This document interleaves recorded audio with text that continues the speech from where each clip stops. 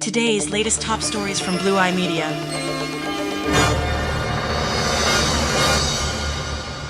And now from our global friendly partners.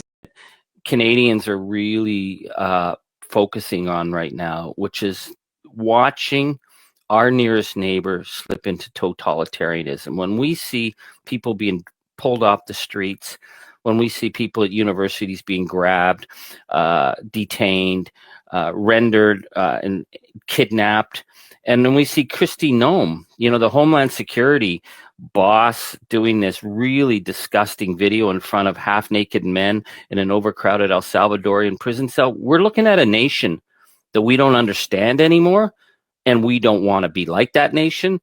And we're thinking, if we go down the road with this regime, we're talking about the disappearance of the rule of law.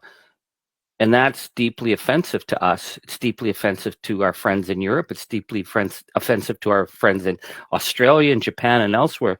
So we're now, as the Prime Minister said, we're having to look elsewhere for the kind of alliances and agreements and understandings that we used to have with our nearest neighbor. If our nearest neighbor doesn't respect the rule of law for its citizens, how's it going to respect the rule of international law? And it certainly doesn't respect us as Canada. So we have no choice. We have to make decisions, and we're going to make decisions that benefit our region and our people first. We've got some breaking news. Donald Trump just told NBC in a new interview that he will 100% annex Greenland and that he will use military force if necessary. The video of this interview has not yet been released, but NBC News reports that Donald Trump said he's committed to annexing Greenland and that a military option is not off the table. Quote, "We will get Greenland. Yeah, 100%, Trump said. Trump also added that there is, quote, "a good possibility that we could do it without military force, but that, quote, I don't take anything off the table."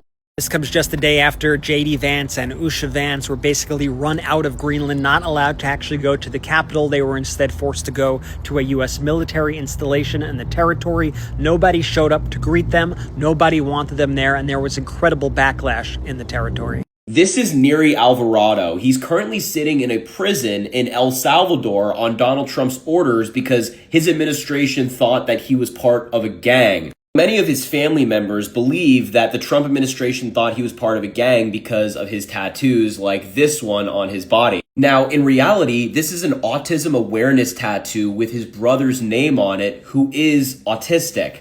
He wasn't a part of any gang. In fact, he was a psychology student who had been forced to abandon his studies and migrate to the United States 9 months ago because of Venezuela's economic collapse. Friends and family have been sharing videos of him to show that he's not a bad guy. In fact, one of his friends today shared a video of him volunteering to help neurodiverse children learn to swim. So this is the type of person that Donald Trump is deporting with no due process, no court date whatsoever, and then sending to prison in El Salvador to just sit there with no contact to your family and friends. What the Trump administration is doing with their deportation strategy is just plain evil. And if he actually got deported based off of this tattoo and his family is right, then it just goes to show you how incompetent Trump and his administration are. So Donald Trump just said he won another golf tournament at his own golf club, the second one this year, without any cameras or witnesses present. Here is what he posted just now on Truth Social. Quote, "I just played a round of golf with